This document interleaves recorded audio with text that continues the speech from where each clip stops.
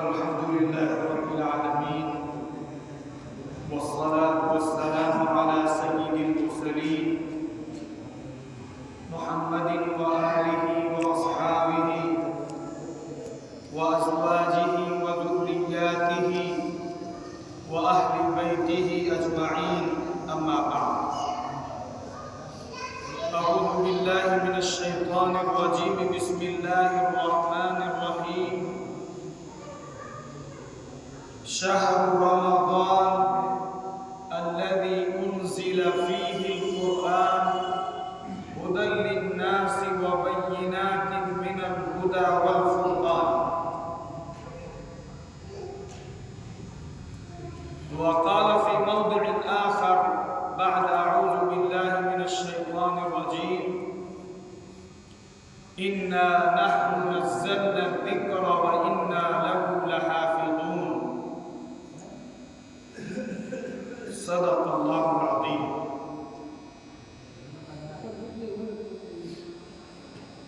محترم بزرگوں اور عزیز دینی اور ایمانی بھائیوں، اللہ رب العزت کی طرف سے جو ہمیں لمحات زندگی کے عطا کیے گئے ہیں، ان لمحات کو وصول کرنے والا، ان لمحات کو صحیح طور پر گزار لینے والا ہی عقل مند انسان ہے، اور ان لمحات کو گنوا دینے والا، ان لمحات اور گھڑیوں کو ضائع کر دینے والا انسان بیوقوف، نادان اور نکما ہے۔ یہ مہینہ شعبان کا مہینہ ہے۔ شعبان کے مہینے میں حضور اکرم صلی اللہ علیہ وسلم کثرت کے ساتھ روزہ رکھتے تھے۔ ہر مسلمان کو رمضان کی تیاری کرنی چاہیے۔ رمضان کی آمد اور ہم اپنے نظام الاوقات کو اس طرح مرتب کریں کہ رمضان کی ایک ایک گھڑی، ایک ایک پل، ایک ایک منٹ وصول ہو سکے۔ اسی لیے حضور اکرم صلی اللہ علیہ وسلم نے دعا سکھی، فرمایا اللہم بارک لنا فی رجب و شعبان وبلغنا رمضان، کہ اللہ ہمارے رجب اور شعبان کے مہینے میں برکت عطا فرما اور ہمیں رمضان تک پہنچنے کی توفیق عطا فرما۔ کتنے ایسے ہمارے بھائی ہیں جو گزشتہ سال ہمارے ساتھ رمضان میں تھے اور شعبان میں تھے اور سحری اور افطاری میں تھے اور تسبیح اور تلاوت میں تھے، لیکن آج وہ ہمارے ساتھ موجود نہیں۔ وہ اپنی اپنی قبروں میں پہنچ گئے۔ اب وہ کوئی خیر کا کام کر نہیں سکتے، اور نہ معلوم ہم میں سے کتنے لوگ ہیں جو آئندہ سال اپنی اپنی قبروں میں پہنچ جائیں۔ اس لیے دعا سکھائی کہ اللہ ہمیں رمضان تک پہنچا دیجیے۔ کیا دعا سکھائی گئی؟ اے اللہ ہمیں رمضان تک پہنچا دیجیے۔ خوب دعا مانگنی چاہیے۔ شعبان کے مہینے میں جو ہمیں اعمال ملتے ہیں، ایک تو بنیادی عمل مسلمان زیادہ سے زیادہ روزہ رکھنے کی کوشش کرے، اور اگر زیادہ نہیں رکھ سکتا ہے تو کم سے کم اس بات کی کوشش کرے کہ ایام 20 کے روزے رکھے، 13، 14، 15 3 دن روزہ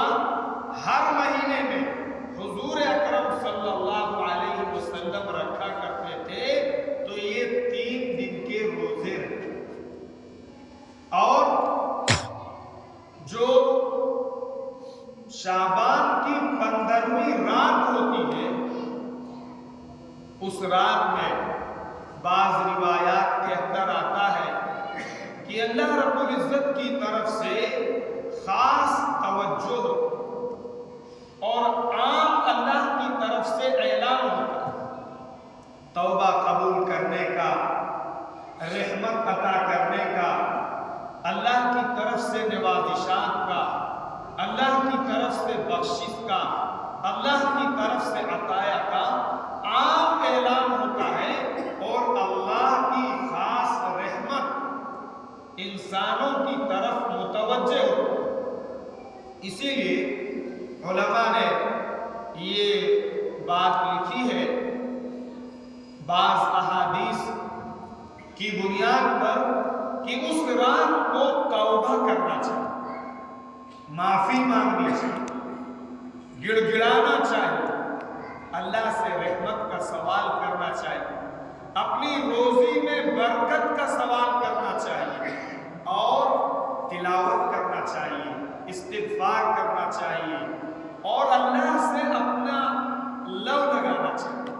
اللہ کے ساتھ اپنا تعلق مضبوط کرنا چاہیے۔ لیکن افسوس صد افسوس کہ بجائے تلاوت کے، بجائے توبہ اور استغفار کے، اور بہت ساری برائیوں اور خرافات کے اندر ہم اور آپ لطفت۔ آدمی پٹاخے پھوڑ رہا ہے، گولے اور بارود دگا رہا ہے، اور بے حیائی کے کام کا بھی ارتکاب کرنے لگا۔ آدمی جھنڈ کے جھنڈ اور گروپ کے گروپ بنا کے وہ قبرستان جا رہا ہے، ہماری مائیں بہنیں بھی جا رہی، اور ایک میلے کی شکل اور ہو-ہا کی ایک شکل، اسلام کو غلط طور پر پیش کرنے کی ایک شکل سامنے۔ لوگ سمجھتے ہیں شاید اسلام نام ہے پٹاخہ پھوڑنے کا، شاید اسلام نام ہے وہ موم بتی جلانے کا، شاید اسلام نام ہے قبروں پہ جب گھٹے لگانے کا اور ہلڑ مچانے کا، رات بھر جو ہے چائے نوشی کرنے کا، ہوٹل آباد کرنے کا، بازار آباد کرنے کا، یہ ایک مزاج لوگوں کا بنتا چلا ہے۔ یہ بالکل غیر شرعی چیز ہے۔ آقا صلی اللہ علیہ وسلم اگر قبرستان تشریف لے گئے ہیں تو آپ تشریف لے جائیے۔ قبرستان اور قبروں کی زیارت کرنا کس لیے ہے؟ موت کو یاد کرنا، کہ آج تم اپنی قبروں میں ہو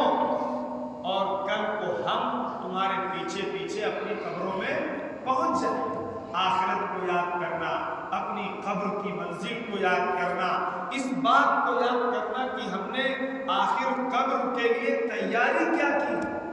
اللہ کے سامنے ہم کیا جواب دیں گے، قبر میں جو سوال پوچھے جائیں گے ان سوالات کی ہم نے کیا تیاری کی ہے۔ یہ مسلمان کو ان چیزوں کے بجائے شیطان نے ان کو خرافات میں لگا، ہلڑ مچانے میں، پٹاخہ پھوڑنے میں، گالی گلوچ کرنے میں، موبائل پر گیم کھیلنے میں، چائے نوشی کرنے میں، قہوہ خانے آباد کرنے میں، روڈوں پر جو ہے وہ مارچ کرنے میں، اور نہ جانے کیا کیا کرنے میں شیطان نے، جو رحمت اور اللہ کی طرف سے مغفرت اور اللہ کی طرف سے برکت اور اللہ کی خاص توجہ لینے کی چیز تھی، اس کو چھوڑ کر مسلمان واہی تباہی میں پھنس گئے۔ ایک بات اور بہت بنیادی ہے کہ ایسے موقع سے جو اللہ کی توجہ ہوتی ہے، رحمت ہوتی ہے، مغفرت کا اعلان ہوتا ہے، اللہ کی طرف سے چند لوگ ہیں جن کو معاف نہیں کیا جاتا۔ ہر مسلمان یہ غور کرے کہ وہ تو ان مسلمانوں میں سے نہیں، اگر وہ ان میں سے ہے تو توبہ کرے، معافی مانگے اور اللہ کے سامنے گریوزاری کر کے اپنے آپ کو اللہ کی رحمت اور اللہ کی مغفرت کا مستحق نمبر 1 وہ آدمی جو شرک کرنے والا ہے، شرک کرنے اللہ کی ذات میں اور اللہ کی صفات میں کسی کو شریک کرنے والا اگر کوئی آدمی ہے مسلمان تو اللہ کی طرف سے اس کی مغفرت نہیں ہوتی ہے، چاہے وہ شب قدر ہو، چاہے وہ شب برات ہو، چاہے وہ رمضان کا مقدس اور مبارک مہینہ ہو، رحمتوں کا نزول ہو رہا ہو، لیکن اللہ کی طرف سے مغفرت اس کی نہیں ہوگی جو شرک کرے۔ عام طور پہ اللہ کا فضل ہے، اللہ کا احسان ہے، اللہ کا انعام ہے کہ اللہ نے ہمارے قصبے اور قصبے کے لوگوں کو بہت حد تک شرک سے محفوظ رکھا ہے۔ دوسرے اور علاقوں میں اور گاؤں میں شرک اور بدعتیں بہت ہیں، لیکن اپنے قصبے کے اندر بہت کم ہے۔ ایک تو یہ، دوسری چیز جس میں عام طور پہ مسلمان کی اکثریت ملوث وہ ہے مشاہد، ایسا مسلمان جو دوسرے مسلمان سے لڑائی کروانے والا، عداوت بھڑکانے والا، دشمنی کی آگ لگانے والا اور دشمنی کے الاؤ جلانے والا، ایسے مسلمان کی بھی اللہ کی طرف سے اس موقع پر مغفرت نہیں ہوتی ہے، نہ رحمت ملتی۔ آپ دیکھیے ایک آدمی دوسرے آدمی کے تعلق سے کبھی آپ بہت کم لوگوں کو خیر اور اچھائی کی باتیں کرتے ہوئے دیکھیں، جب منہ کھلے گا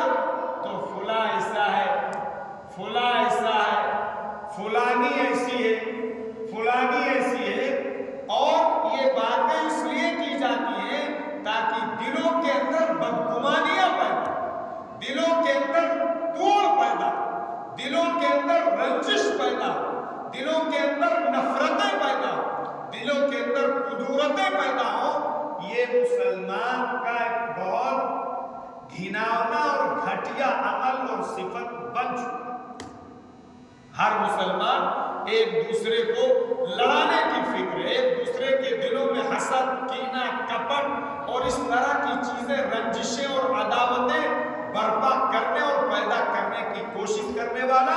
اللہ تعالیٰ کی طرف سے اس کی بھی مغفرت ہے۔ اگر کوئی آدمی اس طرح کی غلط بیانی اور غلط کلمات اور دشمنی کو بھڑکانے کا کام کرتا ہے، اسے توبہ کرنا چاہیے، اسے معافی مانگنی چاہیے، ورنہ پورا رمضان گزر جائے گا اور شب قدر گزر جائے گی اور شب برات گزر جائے گی اللہ کی طرف سے، لیکن اس کی مغفرت نہیں۔ تیسرا آدمی فرمایا گیا قاطع الرحم، جو رشتہ ناتا توڑتا ہے۔ آپ دیکھیے سماج کے اندر ہم سمجھتے ہیں بہت قلیل گھر ہوں گے جو رشتہ اور ناتا توڑنے سے محفوظ ہو۔ کوئی پھوپھی سے لڑا ہوا ہے، کوئی بھتیجی سے لڑا ہوا ہے، کوئی بھانجی سے لڑا ہوا ہے، کوئی اپنی بہن سے لڑا ہوا ہے، کوئی اپنے بھائی سے لڑا ہوا ہے، کوئی اپنے رشتہ دار عزیز و اقارب جو بھی ہیں، کوئی نہ کوئی کسی نہ کسی طریقے سے آدمی آپس میں بیر اور لڑائی اور آپس میں رشتہ ناتا توڑے۔ آپ دعا مانگتے رہیے، آپ رمضان کے مہینے میں خوب اعمال کرتے رہیے، خوب توبہ کرتے رہیے، خوب استغفار کرتے رہیے، لیکن آپ نے اگر رشتہ نہیں جوڑا، حدیث میں فرمایا گیا کہ اس کی مغفرت نہیں کی، نہ مغفرت کی جائے گی، نہ رحمت دی جائے گی، نہ اللہ کی طرف سے نوازا جائے گا، نہ اللہ کی طرف سے اس کے ساتھ وہ توجہ خاص جو اللہ ان راتوں میں اور اس مہینے میں اپنے بندوں پر نچھاور کرتا ہے، اس کی کوئی چھیٹ اس آدمی کو نہیں۔ चौथा फरमाया मुदमिनु खम्र, शराब का आदी जो हो चुका। इस वक्त जो शराब बुराइयों की जड़ है, उम्मुल खबाइस है, तमाम खुराफात और तमाम बुराइयों की जड़ जिसे कहा गया है, आज उम्मत का एक बड़ा तबका,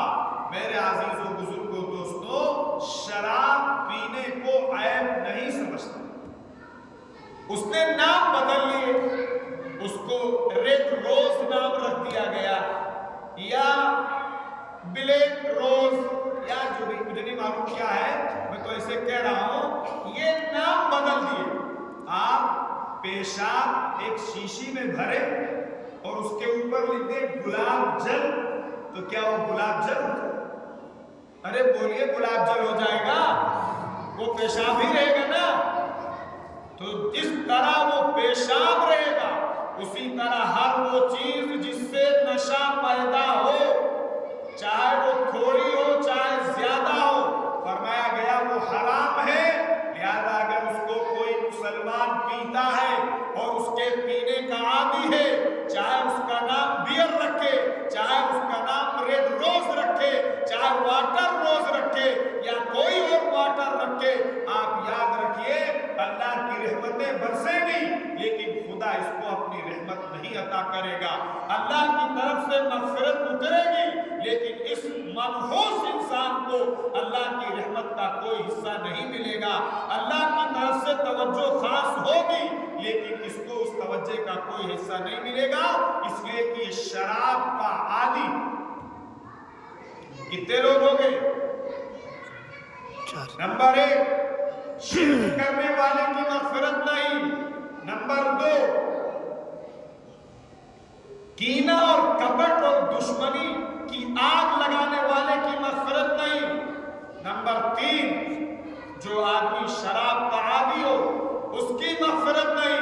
नंबर 4, जो रिश्ता नाता तोड़ने वाला हो उसकी भी मग़फ़िरत नहीं। नंबर 5 फरमाया आक़ुल लिवालिदैन, जो अपनी माँ और अपने बाप के हुकूक को पामाल करने वाला हो, अपने बाप और अपनी माँ का नाफरमान हो, अल्लाह की तरफ से उसकी भी मग़फ़िरत नहीं की जाती है, उस पर भी रहमत नहीं की जाती। इसलिए मेरे अज़ीज़ों बुजुर्गों दोस्तों, और वो आदमी जो किसी इंसान को नाहक कत्ल करे,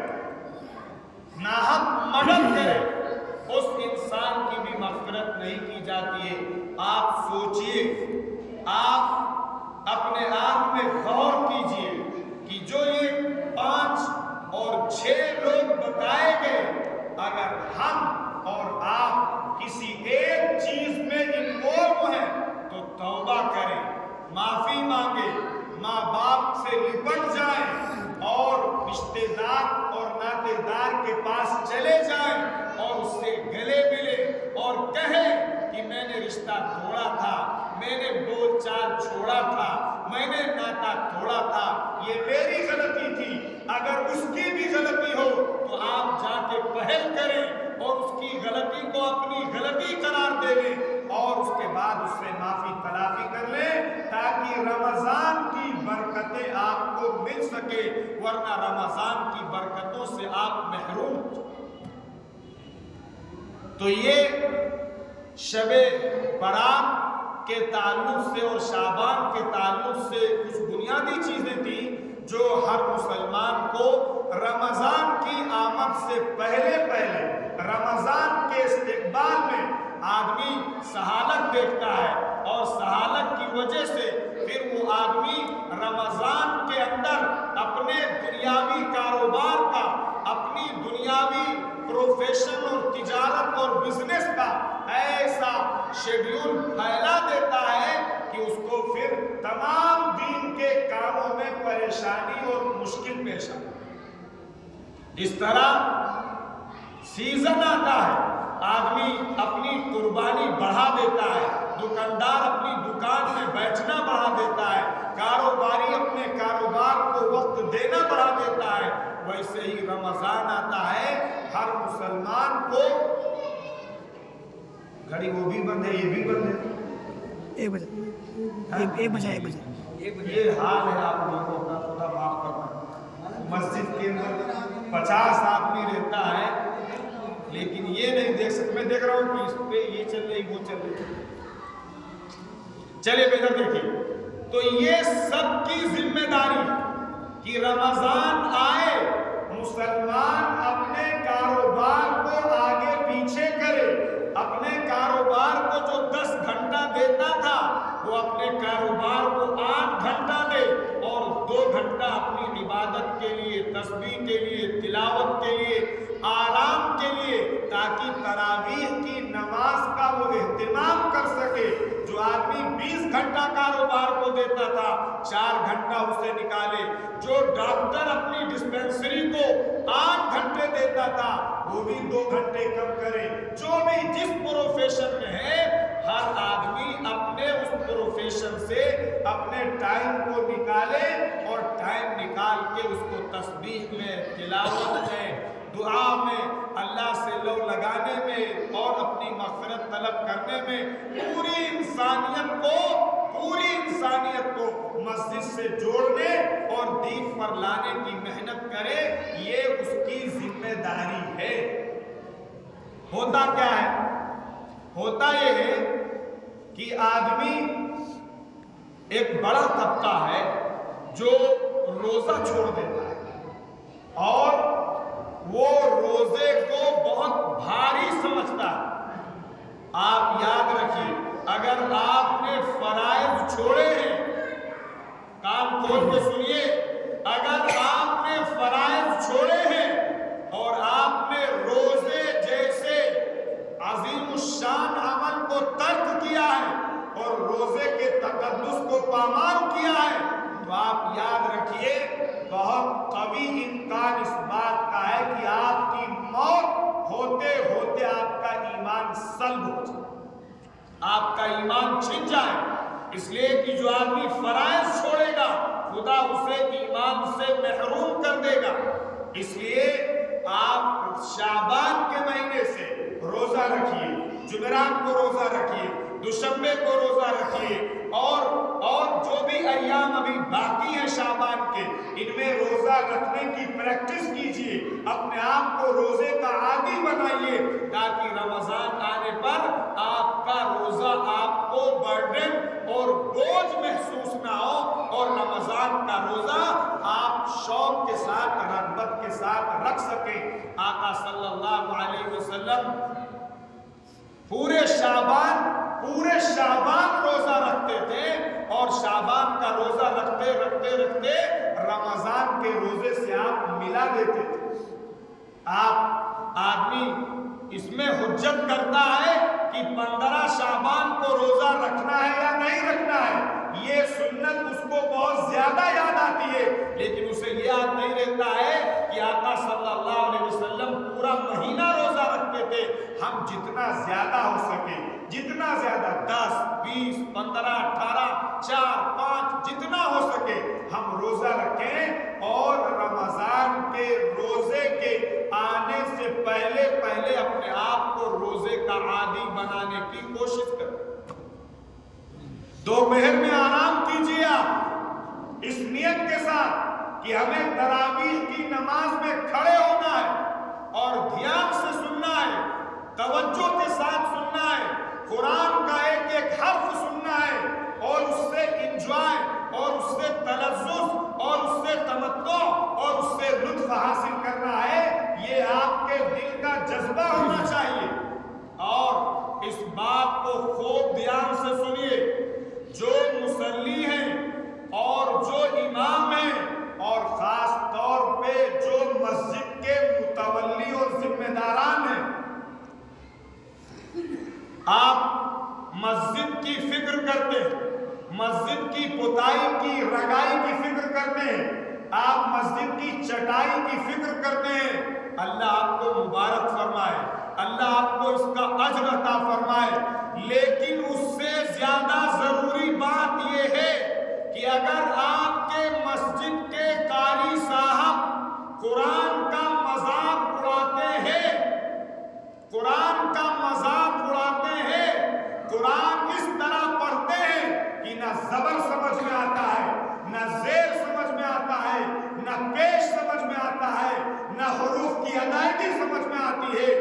گننا سمجھ میں آتا ہے، نہ مد سمجھ میں آتا ہے، نہ تجوید کے کسی رول کا وہ امپلیمنٹ کرتے ہیں، اس کو برتتے ہیں، اگر اس طرح وہ قرآن پڑھتے ہیں اور متولی صاحب پیچھے کھڑے ہو کے سنتے ہیں اور مقتدی پیچھے سنتے ہیں اور اس کے بعد یہ کہتے ہیں کہ امام صاحب نے تو بہت اچھا پڑھا، امام صاحب نے تو کمال کر دیا کہ 3 پارہ اور 5 پارہ اور 6 پارہ 1 گھنٹے میں نپٹا دیا، خدا آپ کی حفاظت فرمائے، خدا اس پر عذاب بھی نازل کر سکتا ہے، اور اگر عذاب نازل نہ ہو تو خدا کے یہاں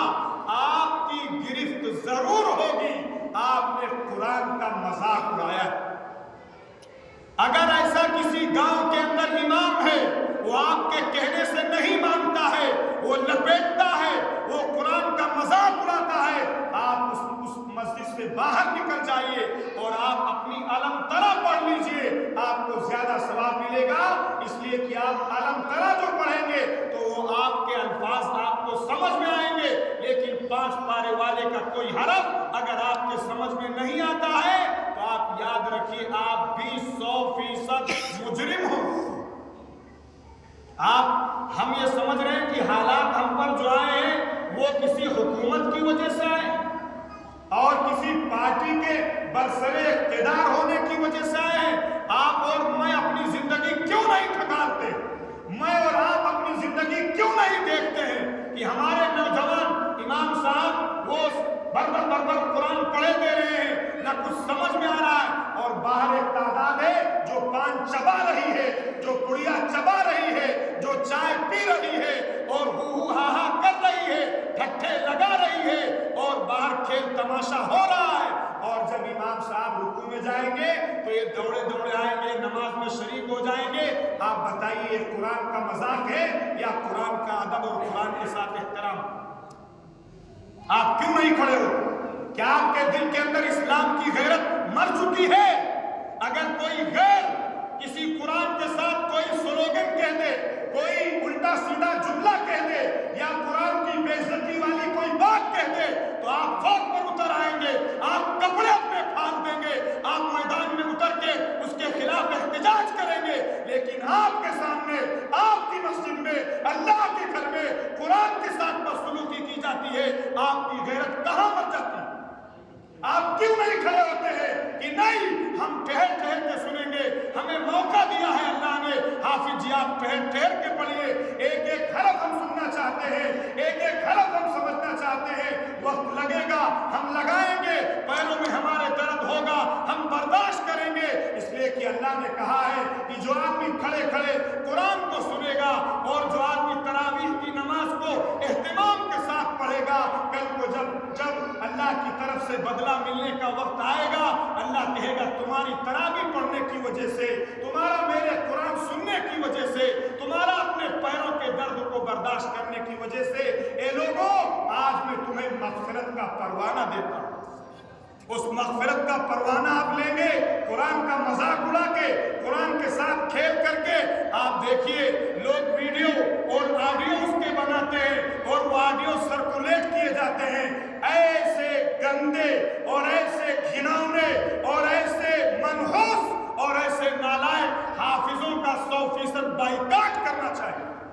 مجرم آپ بھی ہوں گے اس لیے کہ آپ ان کو اپریشیٹ کرتے ہیں، مجرم آپ ہوں گے اس لیے کہ آپ ان کی پیٹھ تھپتھپاتے ہیں، اور جو آدمی ٹھہر ٹھہر کے پڑھتا ہے، جو آدمی قرآن کی ایک ایک آیت وہ ٹھہر ٹھہر کے پڑھنے کی کوشش کرتا ہے، آپ کی طرف سے اس کو تانے دیے جاتے ہیں، آپ کی طرف سے اس کو جلدی پڑھنے کے لیے بار بار جھٹکے دیے جاتے ہیں، اور پھر وہ بھی مجبور ہو کے قرآن کو غلط پڑھنے کی طرف آپ اس کو پورے طور پہ آمادہ کرتے ہیں۔ اس سے پورے لوگوں کو بچنا چاہیے۔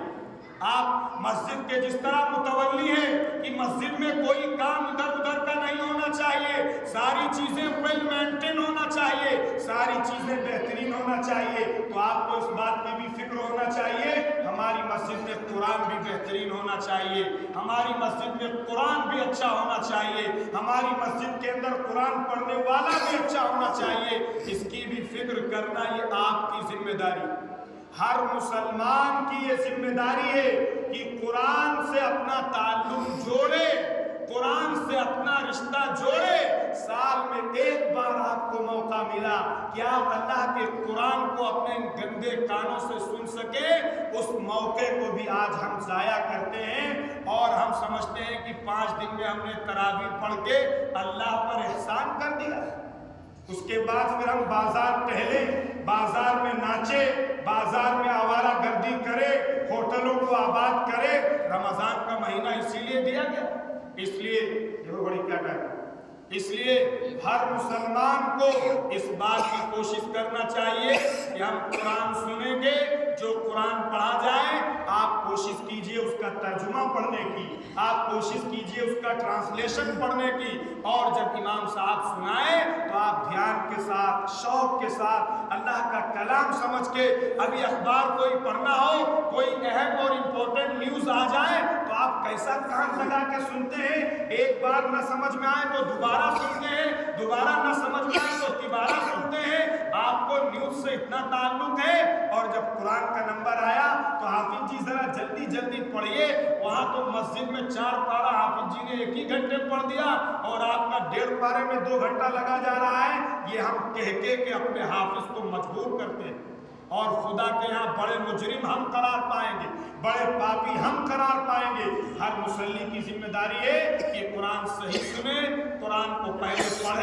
پڑھ کے آئے، اور یہ بھی کوشش ہونی چاہیے کیونکہ ہمارا قصبہ ماشاءاللہ سمجھتا ہے، سمجھدار ہے، ساری مسجدوں کے اندر 100 پارہ ہونا چاہیے، ساری مسجدوں، اور جو دکاندار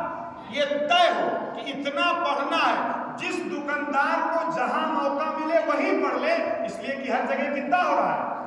100 پارہ ہو رہا ہے۔ لیکن صاحب کیا بتایا جائے، کوئی سسٹم ہے نہ کوئی نظام ہے، اور اگر کوئی سسٹم نظام کرنا بھی چاہے تو پھر یہ پولنگ کی ایسی کوالٹی ہے کہ اللہ تعالیٰ بس حفاظت فرمائے۔ اس لیے آپ کم سے کم یہ طے کیجئے کہ ہم اپنے حافظ سے یہ کہیں گے کہ آپ آرام سے سنائیے، ہم لوگ دھیان سے سنیں گے، 10 منٹ 15 منٹ زیادہ لگے گا، ہم اس پر صبر کریں گے، اس پر ہمیں اللہ کی طرف سے اجر ملے گا۔ اللہ تعالیٰ ہم سب کو عمل کی توفیق عطا فرمائے، رمضان کی قدر کرنے کی توفیق عطا فرمائے۔ وآخر دعوانا الحمدللہ۔